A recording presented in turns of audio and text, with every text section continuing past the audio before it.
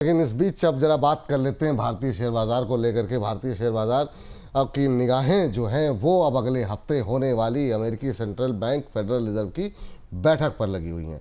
बाजार को ये उम्मीद है कि अमेरिका में ब्याज दर कटौती अगर होती है, ऐसी स्थिति में भारतीय शेयर बाजारों में विदेशी निवेश बढ़ेगा, क्योंकि ब्याज दर कटौती की स्थिति में विदेशी निवेशक बेहतर रिटर्न के लिए अमेरिकी बाजारों को छोड़कर भारत जैसे ज़्यादा रिटर्न वाले बाजारों का रुख कर सकते हैं। सामान्य तौर पर अमेरिका में ब्याज दर घटने की स्थिति में भारत में विदेशी निवेश बढ़ता है। सर, फेड के फैसले से क्या आपको लगता है कि विदेशी निवेशकों पर जो है ये असर पड़ेगा कि वो भारतीय बाजार में आए? किस तरीके के असर की एक्सपेक्टेशन आपकी है? भारतीय बाजार उम्मीद तो कर रहा है। देखिए, अमेरिका में ग्रोथ और जॉब डेटा खैर कमजोर है, हालांकि महंगाई पर हम आगे चर्चा करेंगे, लेकिन यह माना जा रहा है कि फेड कम से कम 2 से 3 बार 25-25 बेसिस पॉइंट की कटौती कर सकता है। आमतौर पर जब यूएस रेट कट होती है, डॉलर कमजोर होता है, अमेरिकी बॉन्ड से रिटर्न घटता है, तो निवेशक बेहतर रिटर्न के लिए इमर्जिंग मार्केट और भारत जैसे देशों में आते हैं। ये व्यवस्था रही। और अगर आप पुराना दौर देखें, 2008-9 से 44 संकट के दौरान भारत में पैसा में काफी एफपीआई इनफ्लो हुआ था।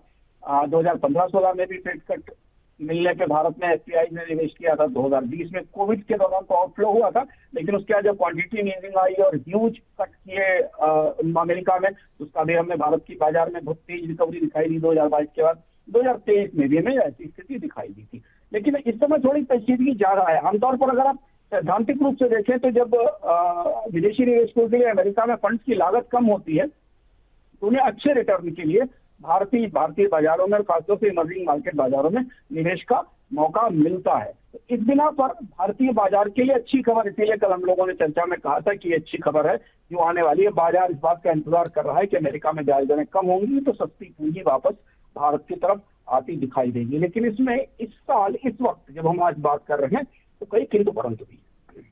बिल्कुल सर। अच्छा सर, अगर जो पुराने एक्सपीरियंस कैसे रहे हैं सर अब तक कि जब ब्याज दरें घटी हैं, विदेशी निवेशकों का रुख क्या पॉजिटिव हुआ है भारतीय बाजारों की तरफ?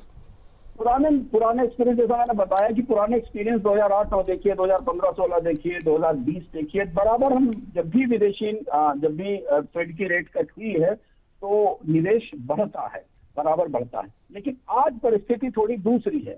भारत में से 4 लाख करोड़ के आसपास निकल चुके हैं, वैल्यूएशन अभी ऊंचे हैं, ट्रेड सैंक्शन और टैरिफ का असर है। इसके बाद अब देखना होगा कि ऐसी स्थिति में क्या ये जो टेम्पलेट है, अमेरिका में ब्याज दर घटना और इमर्जिंग मार्केट्स में और भारत में निवेश बढ़ना, ये दोहराया जाएगा कि नहीं। बाजार इसको बहुत बेसब्री से, बेचैनी से देख रहा है। बिल्कुल सर।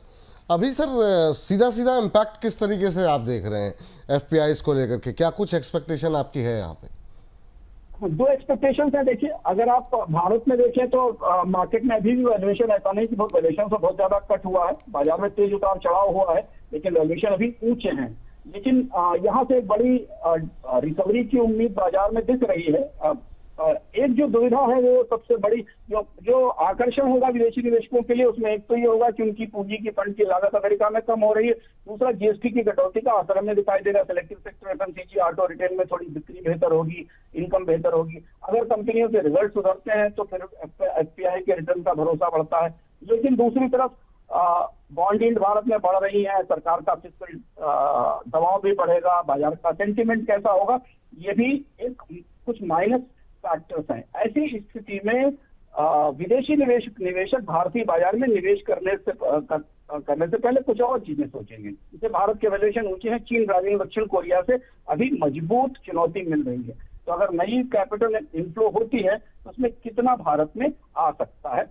और दूसरा जो सबसे बड़ा पॉजिटिव फैक्टर सर ने बताया जीएसटी है, और सबसे बड़ा निगेटिव फैक्टर है रुपए की कमजोरी। रुपए आज भी गिरा। रुपए में लगातार गिरावट विदेशी निवेशकों के लिए रिटर्न्स को और भारत में निवेश की संभावनाओं को सीमित करती है। तो ये एक बड़ा निगेटिव फैक्टर है जो शायद विदेशी निवेशकों के उत्साह को कम कर सकता है। ठीक, बिल्कुल सही कह रहे हैं सर कि जो है वाकई में जो है उत्साह को कम कर रहा है। रुपए पे आए हैं सर, उससे पहले आपसे एक चीज़ पूछना चाहेंगे कि मतलब जब भी इस तरह की संभावनाएं बनती हैं तो एफपीआई की तरफ से संकेत मिलने लगते हैं, लेकिन 9 सितंबर को ऐसा लगा कि शायद एफआई का रुख जो है परिवर्तित हो रहा है।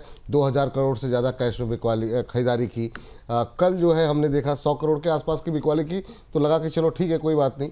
लेकिन आज के अभी जो लेटेस्ट नंबर कुछ मिनटों पहले आए हैं उसमें हम देख रहे हैं फिर 3400 करोड़ से ज़्यादा की बिकवाली के नंबर्स देखने को मिले हैं कैश मार्केट में।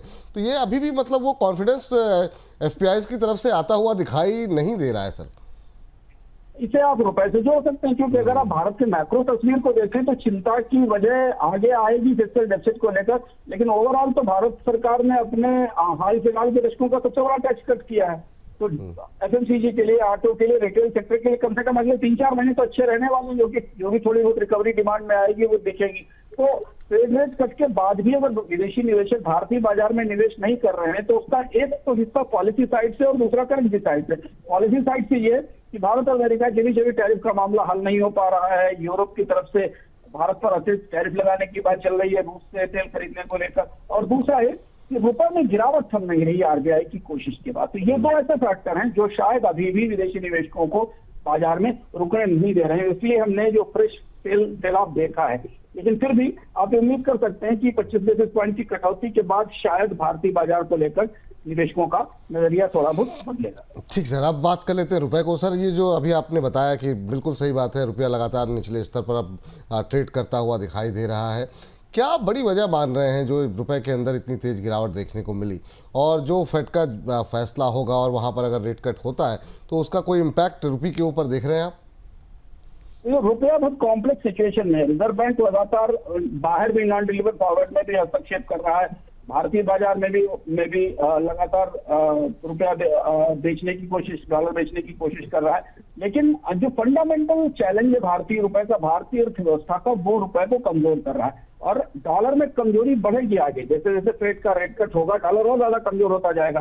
तो आज स्वाभाविक रूप से ऐसी परिस्थिति में रुपए में मजबूती आनी चाहिए, लेकिन रुपया सबसे खराब करेंसी के तौर पर परफॉर्म कर रहा है पिछले 6 महीने से बाकी जगह से। और ये जो है ये एक किस्म का एक दुष्चक्र विशेष साइकिल बनाता है। रुपया जितना गिरता है विदेशी निवेशक उतना ही बेचते हैं, इंपोर्टर्स उतनी ही ज्यादा हेज करने की कोशिश करते हैं, रुपए की डॉलर की डिमांड उतनी ज्यादा बढ़ती जा रही है। आरबीआई ने तमाम कोशिशों के बाद भी पिछले 3-4 महीने में ये दुष्चक्र, ये जो विशेष साइकिल है तोड़ नहीं पा रहा है। इसलिए आज रुपया देखिए नए रुपये पहुंच गया 88-44 के पास पहुंच गया, और ये बेहद खतरनाक भी है भारत के लिए अब रुपए की यहाँ तक की गिरावट, क्योंकि ये विदेशी निवेशकों को भारत में आने से रोकने वाला सबसे बड़ी वजह हो सकती है। और इसलिए बाजार में आपको बड़ा मोमेंटम बनता नहीं दिख रहा है, क्योंकि विदेशी निवेशक लंबे समय तक के लिए निवेश करने पर तैयार नहीं है। दूसरी चीज ये कि कच्चे तेल की कीमतों में जो कमी हुई है, कमोडिटी के प्राइसेस में जो कमी हुई है, वो सब बराबर हो जाती है जैसे रुपया कमजोर होता है।